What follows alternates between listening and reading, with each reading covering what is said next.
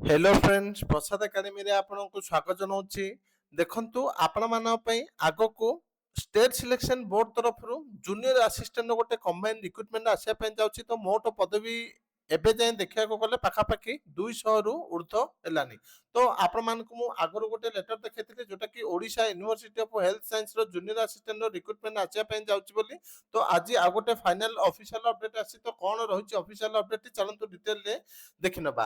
तो डिटेल देखंतु एटा होची ऑफिशियल लेटर जोटा कि हमर government of Odisha department of social security and employment of persons with disabilities रो लेटर नंबर देखंतु 14327 डेट होची 18/12/2025 रो।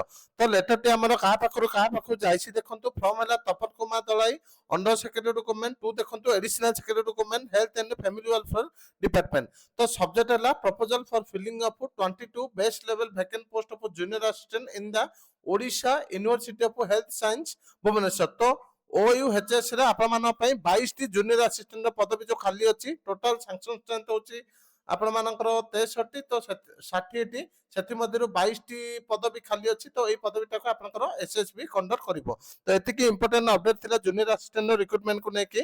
Thank you.